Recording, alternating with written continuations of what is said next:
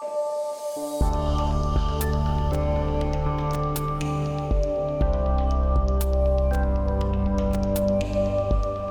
those of you who don't know me, my name's Ian Cray, and I'll be doing my very best to be the moderator of today's session. And of course, as we know, this session takes place against the backdrop of most of Europe emerging from its COVID lockdown and the immediate impact of that health crisis. But I guess we've got to recognize in doing this, Europe's nations are now facing an economic crisis, the scale of which has probably not been seen since the 1930s. The Eurozone's economy is contracted by 3.8% in the first quarter of 2020, and the ECB is forecasting an eye-watering 13% contraction in the second quarter. What will happen after that, they say, is subject to unprecedented uncertainty. But I guess what is certain is that the measures governments took to finance their lockdowns are going to have to be paid for. We would be naive in the extreme to think that higher education won't be affected by the negative impact of COVID on public finances. We can expect that doing more with less is absolutely the most likely scenario facing our universities over the next couple of years. All of which poses the question, how prepared are we to confront this uncertain future? Well, to help us navigate these questions and other uncertainties and much more, it's my great pleasure to introduce Camille Durr, Managing Partner of the Paris-based consultancy Cubik Partners. Now, don't be fooled by his youth.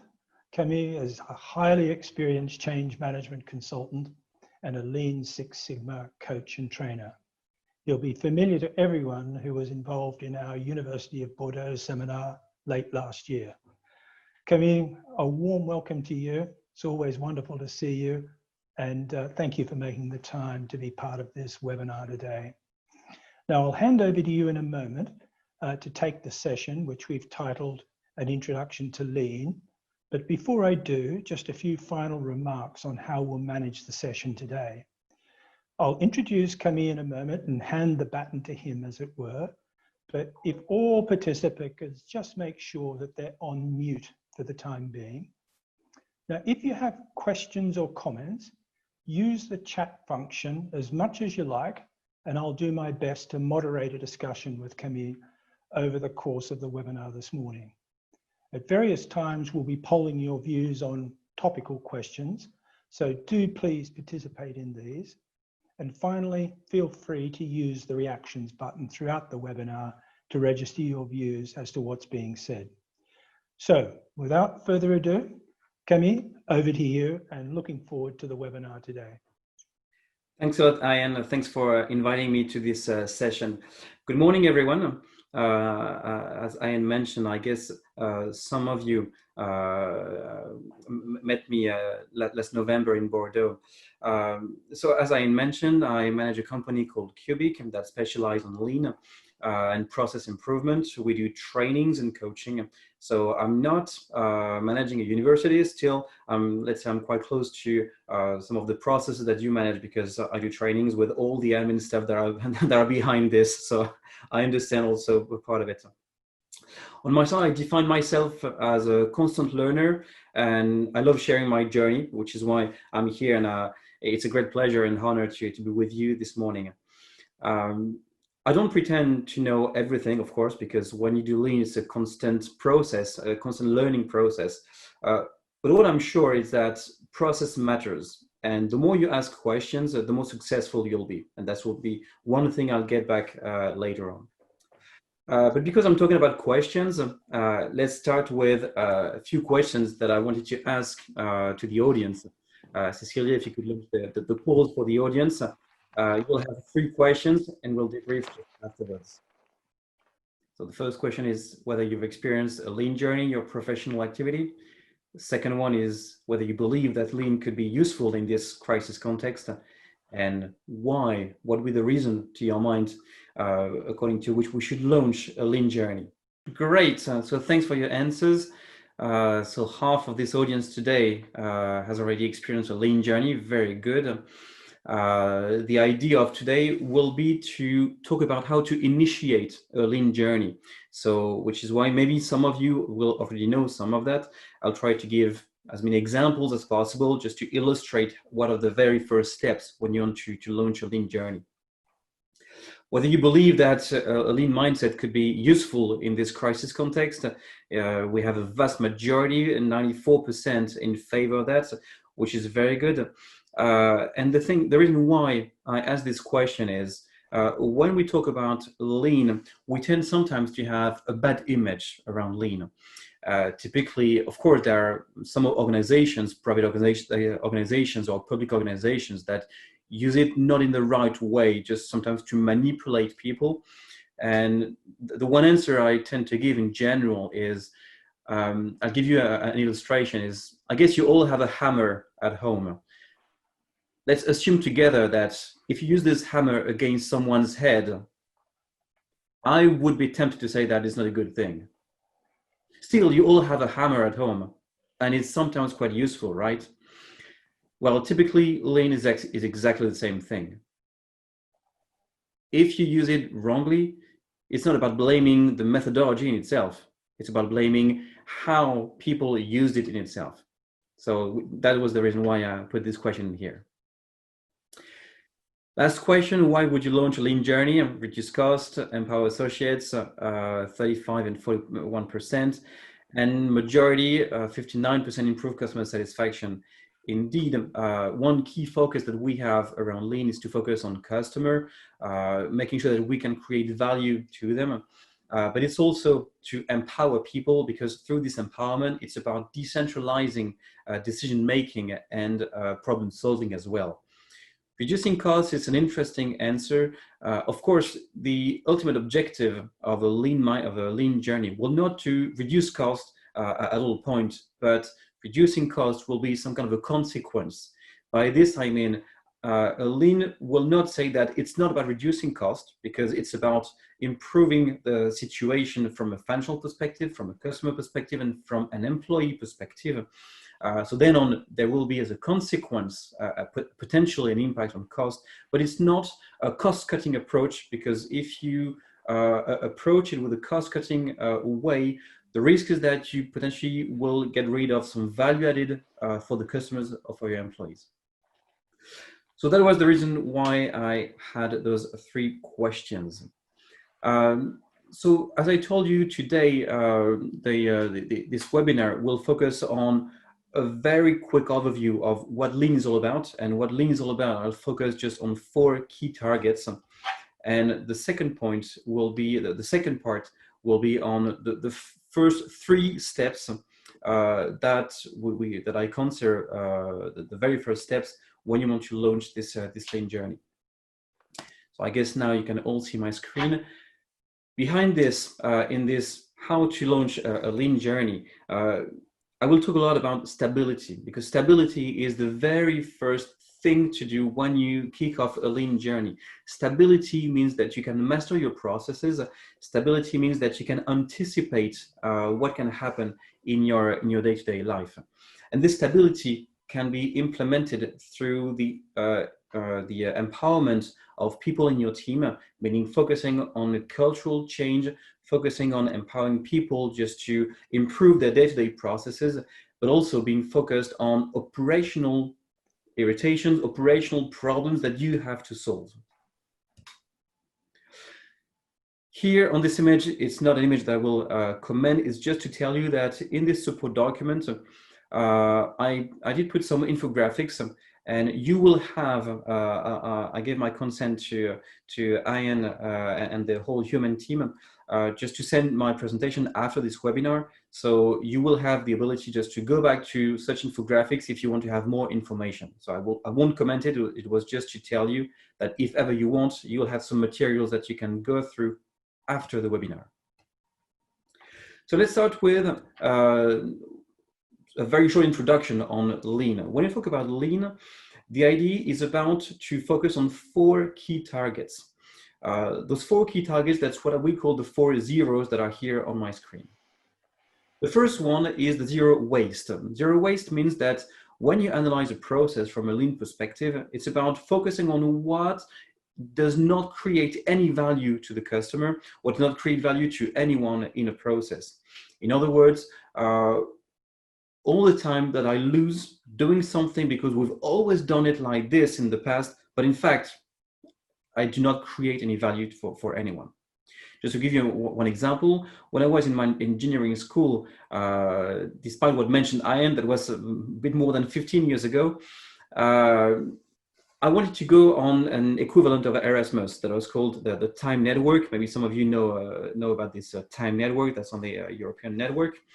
And when I applied for it, we had a lot of paperwork to do, a lot of admin stuff to do. And the thing is that I actually discovered that half of it was just useless. I mean, can you imagine that at that time, they actually asked for a lot of information on my own parents and etc. But I mean, it was not used after that.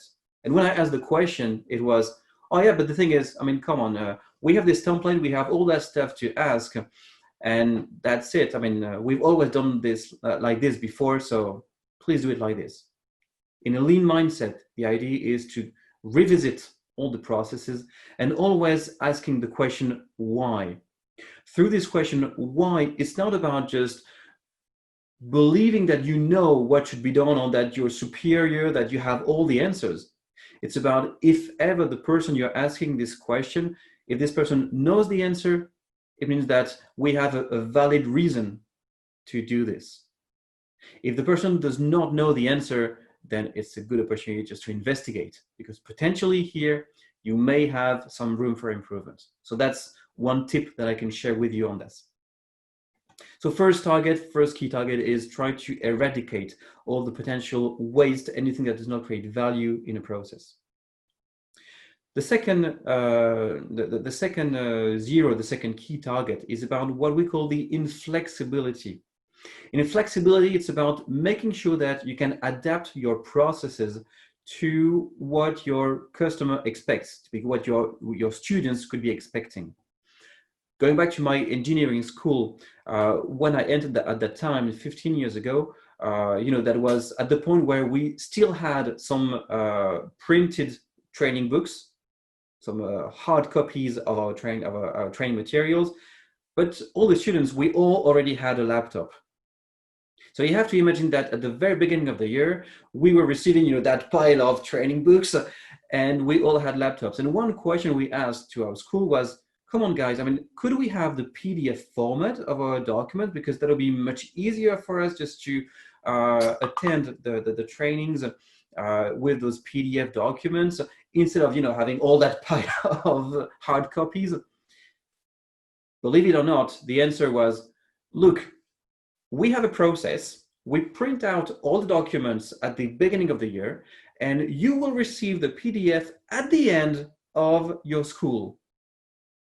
I said, okay, thanks, but it's useless. I mean, you already have the PDF. You just tell me that you don't want to change your process, but sending me the PDF at the end, I mean, it won't bring anything. I mean, I won't get back to my quantum physics once I got graduated. There's no point to do that. So typically here in this example, it's understanding what are the expectations of the people that you're working for in terms of process, and try to see how you can adapt your processes, be flexible. And here the idea is we tend to believe that a lean transformation is about standards. And sometimes people believe that a standard is a standard one fits all. It doesn't work like this. I'm pretty sure that you all have some ERP systems in your universities. I'm pretty sure that you always complained about that, saying, oh, come on, this has been deployed, but it doesn't work the way I want it to work because it's not aligned with my process. This is an example of inflexibility. So when you revisit process, think about your customers and how you can adapt your processes to them. Zero waste, getting rid of anything that does not create value. Zero inflexibility, adapt your processes to your customers. Third, zero defect. Very easy, of course, it's about getting rid of all the defects in the process. But the reason why I mention it in here is when we talk about defect, we tend to react as a fireman. Meaning, as a fireman, say, "Come on, there's a fire. We have to extinguish this fire."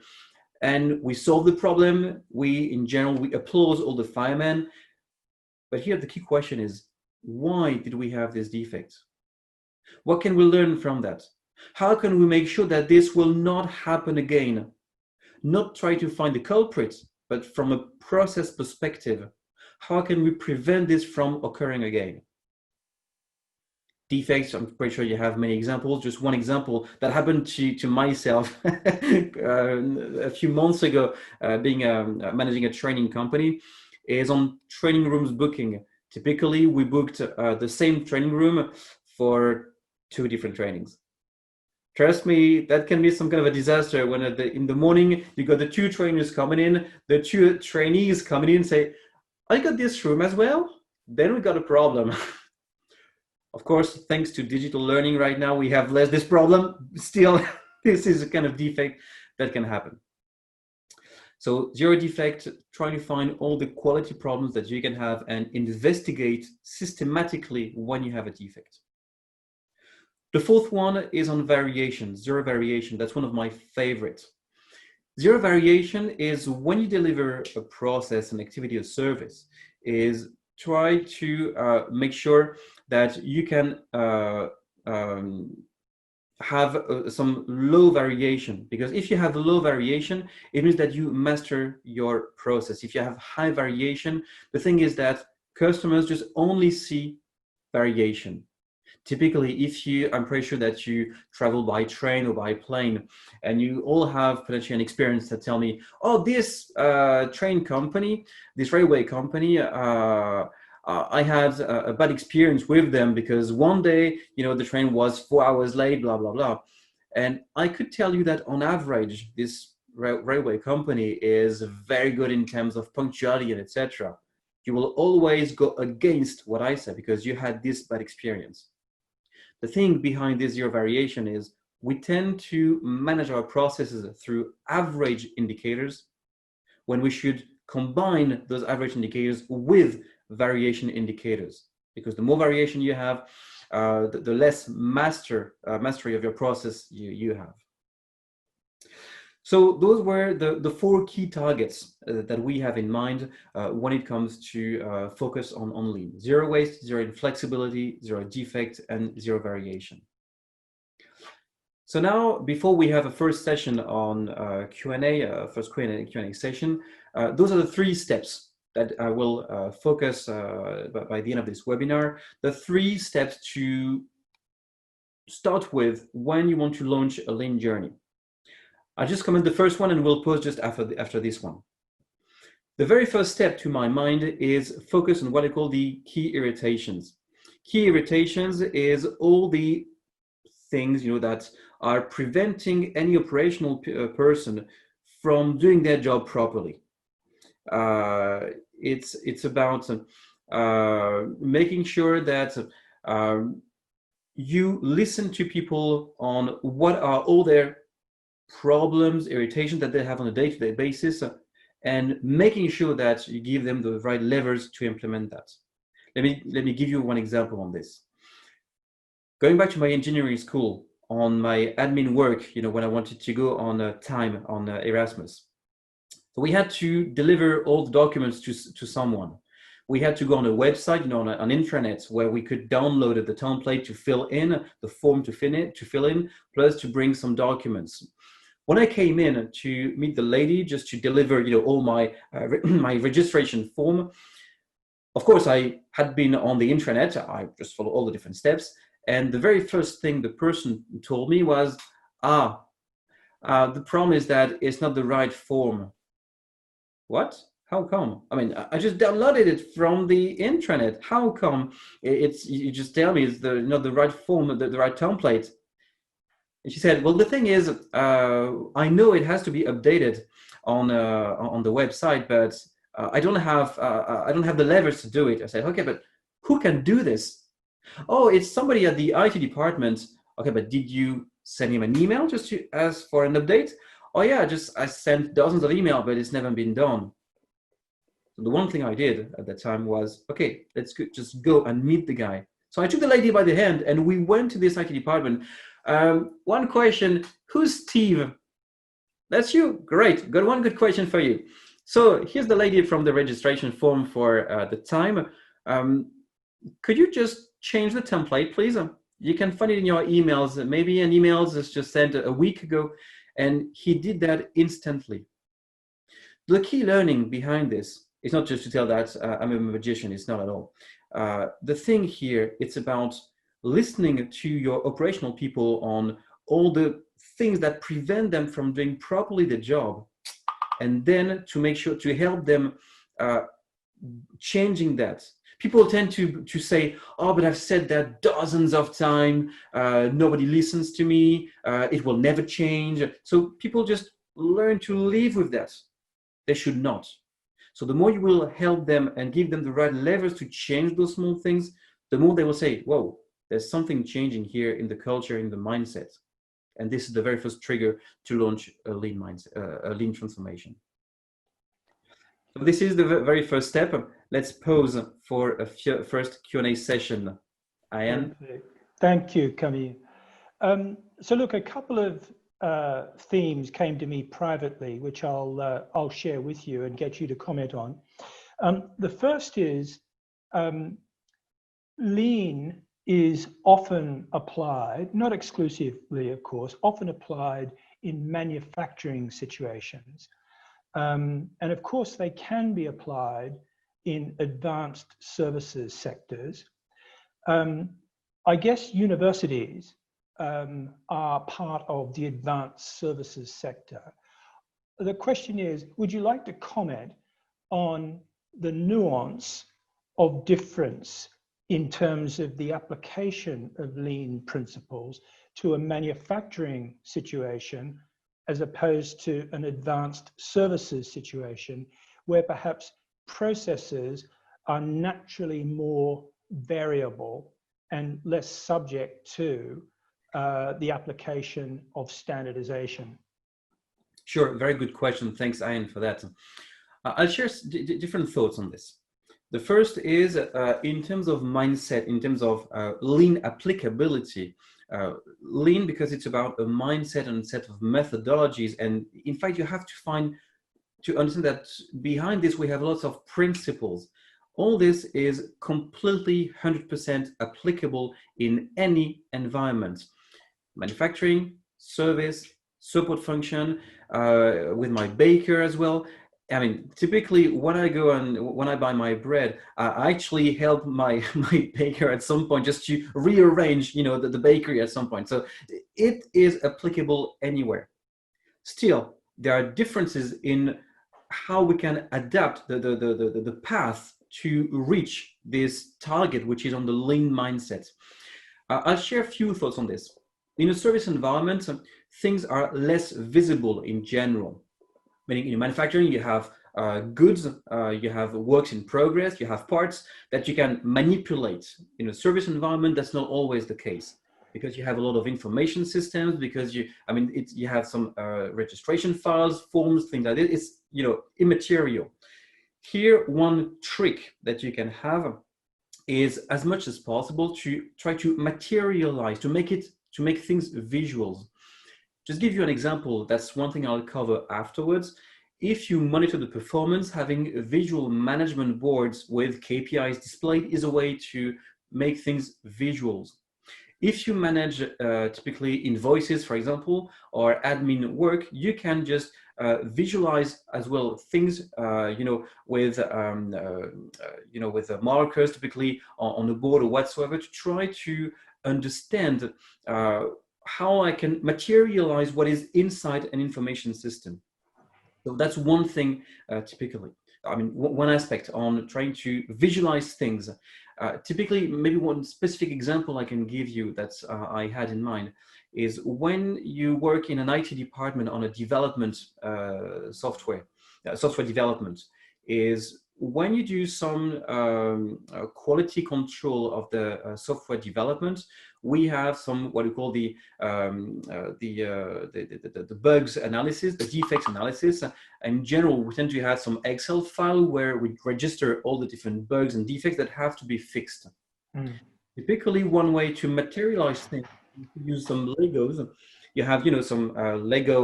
You all played Lego, I guess, when you were younger, and each Lego brick would represent one defect. If defects are combined, you will, put all the defects above each other.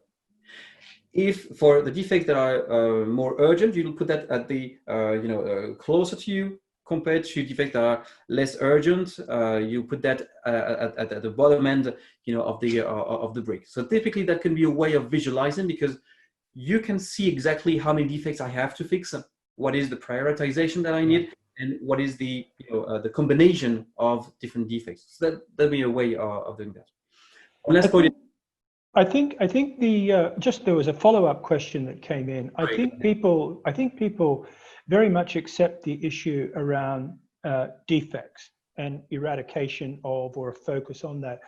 A question came in around the confluence between lean mindset and a TQM mindset, generally speaking. And the observation was that, generally speaking, makes a lot of sense where the process is relatively routine.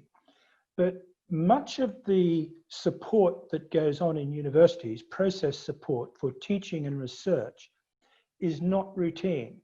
It's subject to very significant variation and resists standardization. I mean, a quick example would be lab-based research compared with social science related research, or teaching anatomy and teaching art history and the support that goes for that. So a wide spectrum of variation, and indeed that's at the heart of the process. I wonder if you could just comment on how the lean mindset approaches improvements in that context. Sure. So two questions here. First one on TQM. Of course, here we're talking about some mindsets and some cultural changes. Lean will never pretend to have invented all the improvement methodologies. You can have a lot of methodologies around TQM, around process management, around problem solving, around statistics analysis, and etc. Lean has not invented all that. And by the way, actually, Lean comes from, of course, the manufacturing world, from Toyota. And what Toyota invented was the mindset behind here.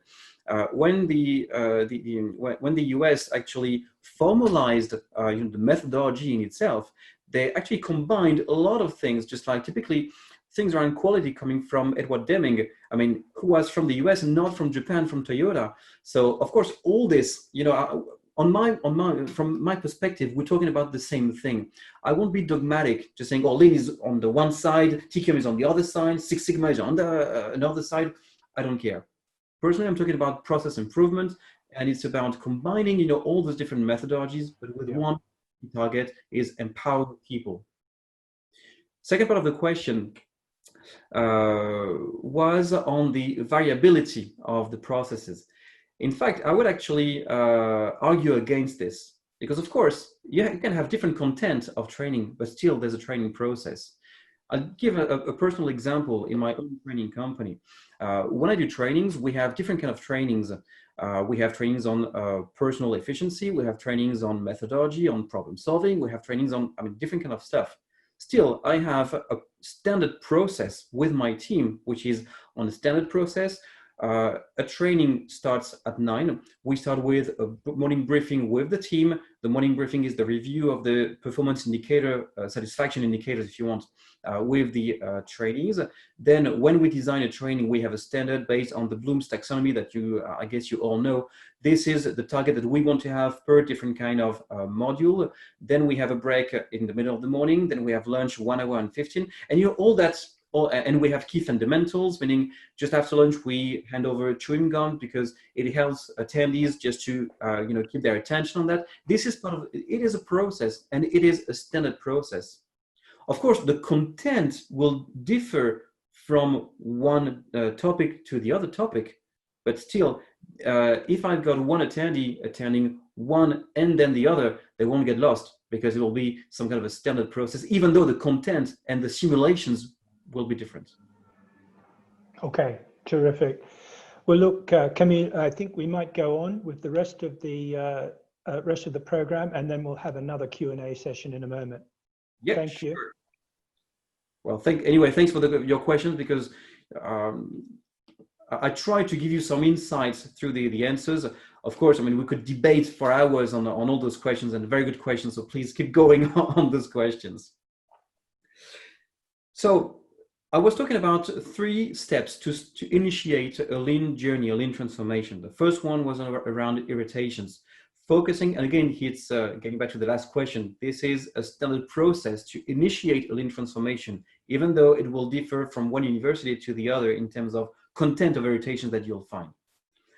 The second piece of advice that I could share, second phase, is to work on what I call work on customers and vision with the team to give the true north. What do I mean by this? Is with an operational team, typically one team delivering some admin or recruitment or designing a new programs or whatsoever, is defining who your customers are, internal or external, and what is your value added on this. As for that, let me give you an example. Sorry, it's not an example in a university, but to me, it's one example that really get to my mind on that.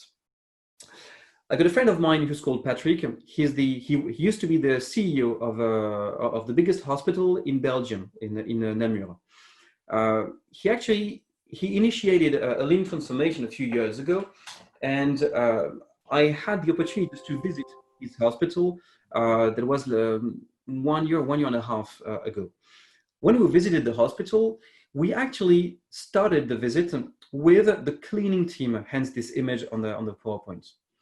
I mean, he did a very great job with this cleaning team. It was, we had a lot of standards. It was, there were team briefings. The team was not losing any time just looking for detergents or whatsoever. I mean, very good transformation on this team. But I asked him one question is, why did we start the visit here? I mean, I was actually expecting in a hospital to meet surgeons, nurses. I was expecting just to observe that kind of processes. He replied, well, you have to understand that what is key in a hospital is that we have one key indicator. This key indicator is the time spent in hospital, because it's important for patients because full recovery is what they expect. But it's also key for the hospital because in terms of rotation within the hospital, that is the capacity to get people registered in the hospital, especially in this COVID context. And the thing he told me is that they monitored, that they analyzed, that patients that were surrounded by parents or relatives spent less time in hospital than isolated people. So what has created this isolation feeling? That's social interaction. I said, okay, thanks, but I mean, I'm still not clear as to where you're heading to, but please go on. So social interaction. So he asked me, how can you create social interaction in a hospital? Doctors? Well, doctors or surgeons just spend less than a minute per day with patients. So you have no time for a social interaction. Nurses, then, the thing is, yeah, why not? But because nurses can spend a couple of minutes with patients, but the thing is that with the shifts, patients will not meet always the same nurse. So then who comes at least 2 times in a day? Cleaning agents. So the thing is, what they did is that they worked to simplify the job of cleaning agents, to get rid of everything that was not creating value, looking for stuff, detergents, whatsoever, and they optimized this work so that they could have time, and they trained them to have some social interaction with patients.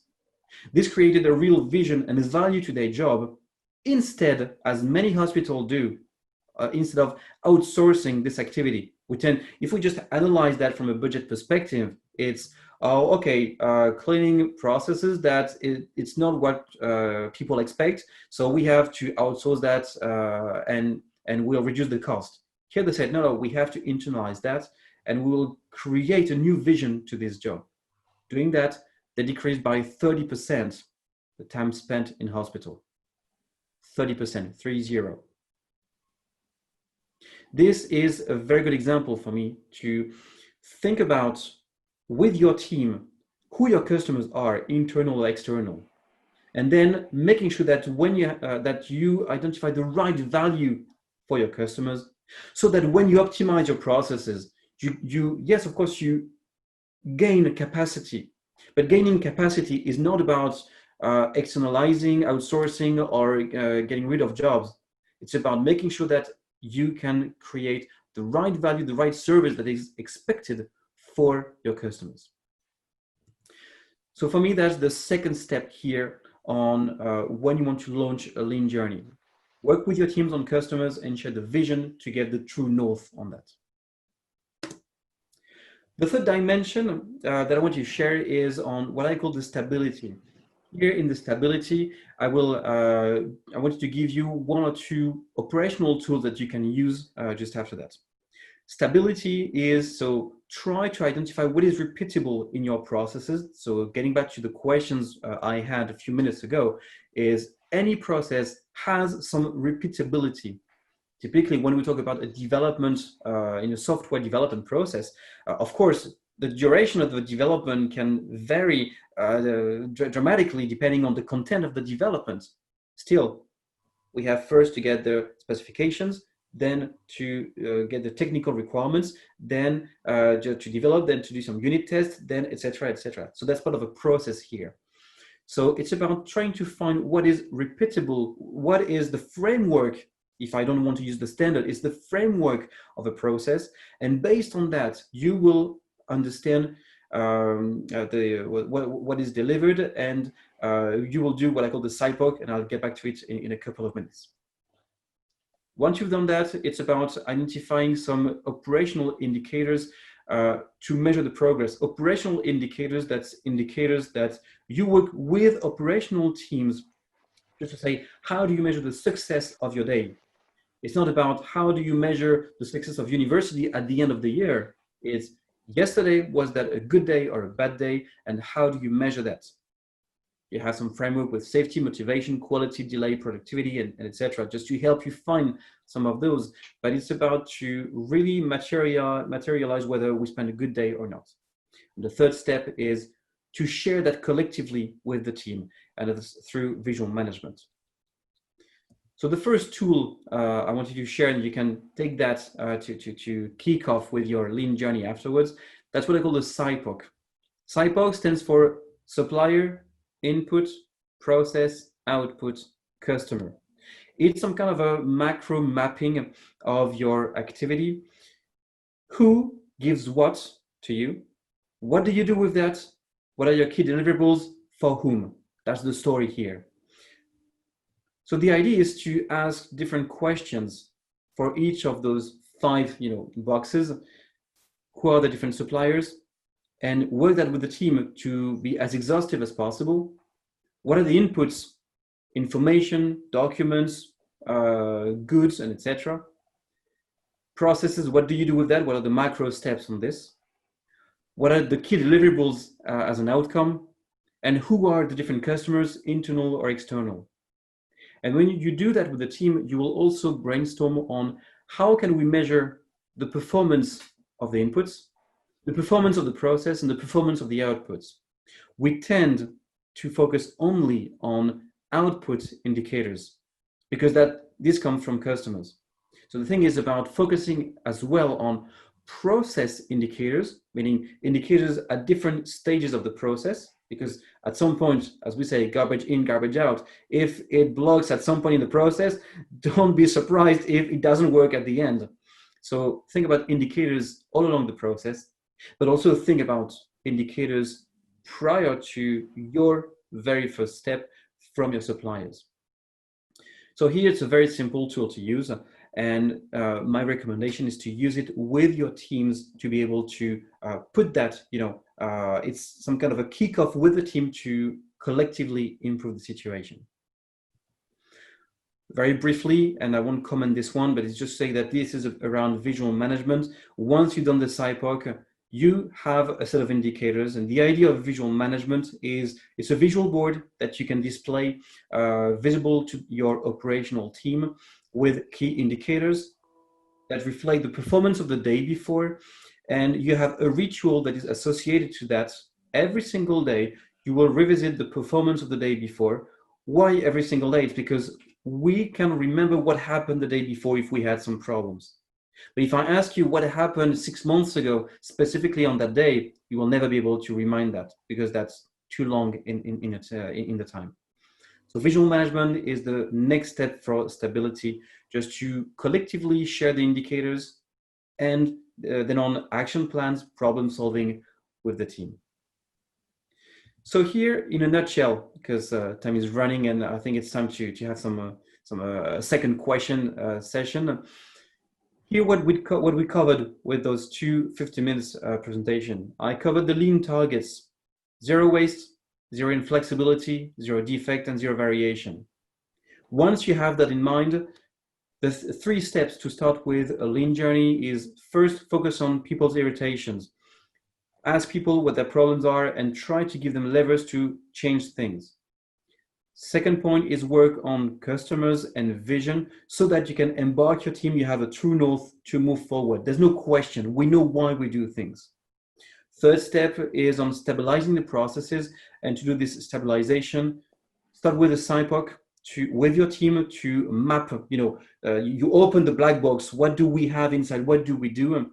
And then once you have indicators, implement visual management to monitor the performance with the team collectively.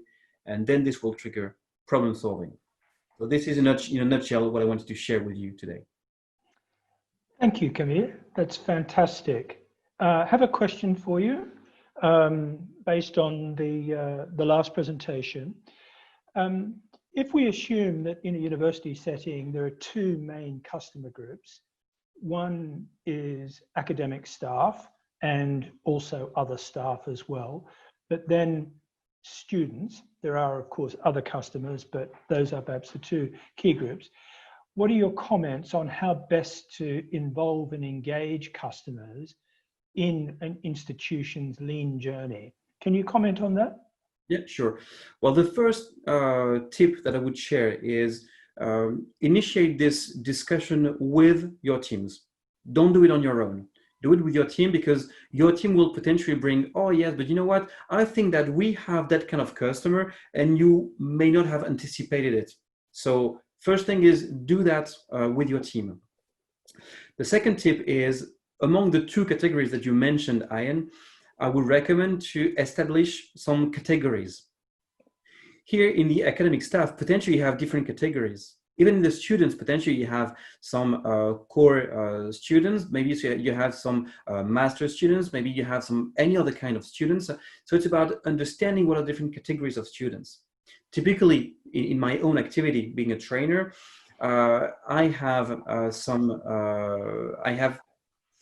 let's say three categories of people who are attending my trainings. I've got people who are becoming lean deployers, and they want to get trained by themselves because they already have the job and they want to get trained because they will have to deploy that afterwards. So the reason why it's one category is because that's people who are intrinsically motivated because they wanted to have the training. The second category that I have is people that enter the training because their company asked for it, because they want to change the culture. The reason why it's a second category is because in terms of training attendance, I know that those people will not be as motivated as the first category. So I will have to know that in advance and to manage that specifically on this.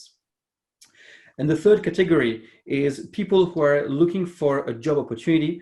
And again, it's a third category because first, from an admin perspective, it is managed differently.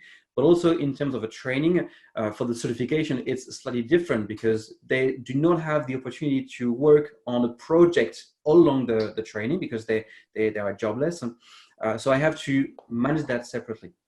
Right. So this is just to illustrate, but work on different categories of customers that we want. Very good, very good. And just to note publicly, I've got a few questions coming at me privately on the chat function. Don't feel that you have to be private, they can be public. So feel free to have those questions coming in as much as you like. I've got another one for you. Many people have program management officers within their universities. Often they've been created out of IT departments or something similar. Just based on your experience, where do you think the best place for the institution's lean capability should be located? Should it be an offshoot of a senior officer's personal office to carry the authority of that office, or should it be managed out of something like a PMO? Now, as my questioner said, there's probably no one best answer, but in your experience, what have you seen that works best? I'm pretty sure that my answer will make you smile. The best location is where you believe is best. Let me give you some examples.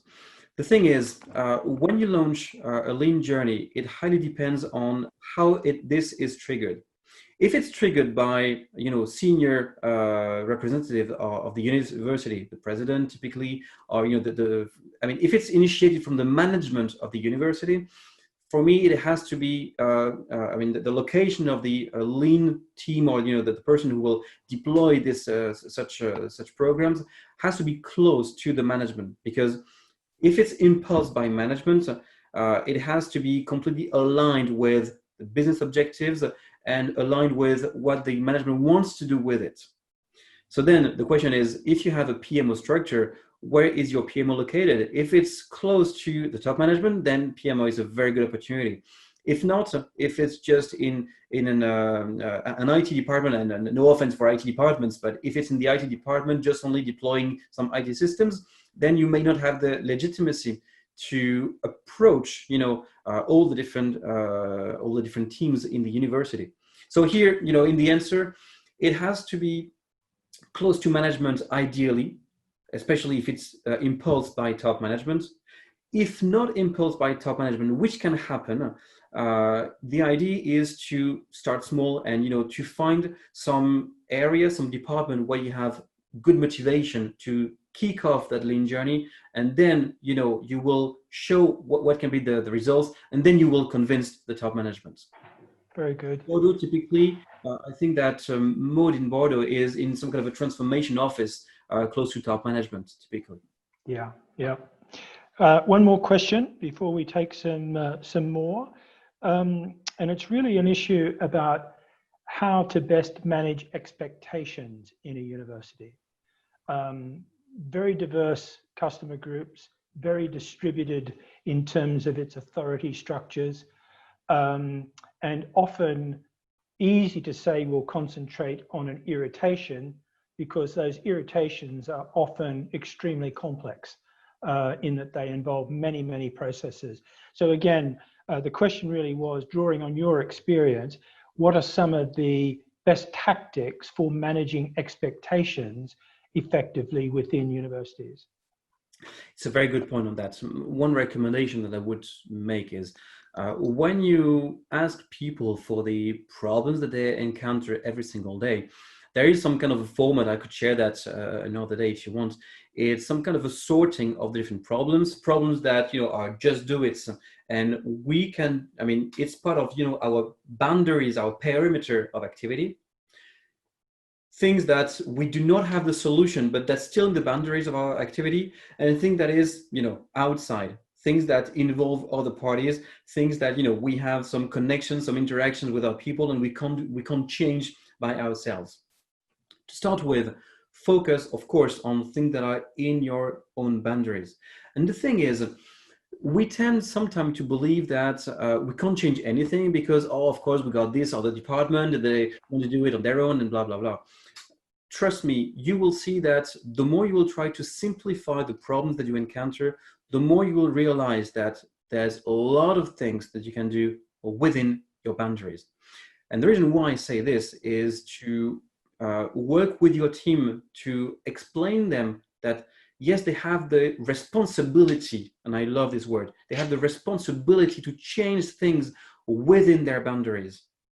Sometimes people, because, as I said, irritations come in and we learn to live with that. People say, oh, I got a problem, but I just learned to live with that. I won't change anything.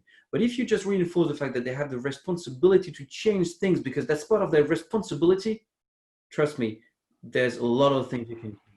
And only then, once you've initiated some kind of a routine of change management within your team, then you can address or tackle problems that are more complex, that need coordination with the teams or with other teams, because then it's more political in a way. So it is sponsorship, it's more complex in terms of facilitation to change the processes.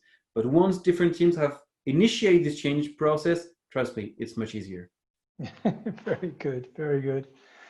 We do have time for one or two people to come on screen, as it were, with a question. So if you could use the button to raise your hand, and we'll let you in, as it were.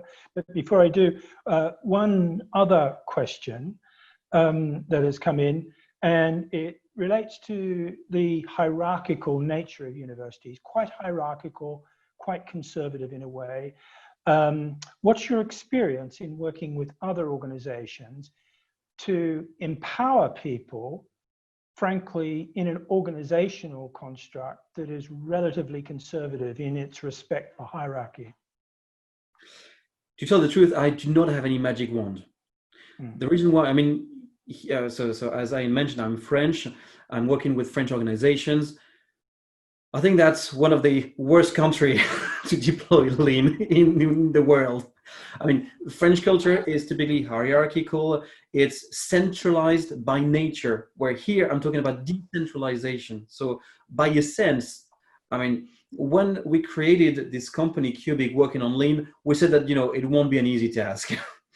Still, the thing is, decentralization in terms of cultural change, operational people are willing to go into that direction. The key thing is about top management, honestly. And the thing is, if top management is convinced about that, it will work, no doubt. And it has worked in many organizations. But you need to have top management convinced. And you can convince top management. Sometimes you can start small with a bottom-up approach and then convince the top management. But if the top management is just only, I would say, I don't want to say old school, but now it's said, so old school or old fashioned, in terms of management, or at least centralized or micromanagement, top management, you won't be able to deploy that. I'm sorry about this. Very good. Thank you, Camille. I guess, your points about France and hierarchy, given that lean emanated from one of the most hierarchical cultures on the planet, Japan, I guess we should take comfort from that these things can be overcome. Well, look, we're just coming up to time. Can I then just draw our webinar to a close here this morning?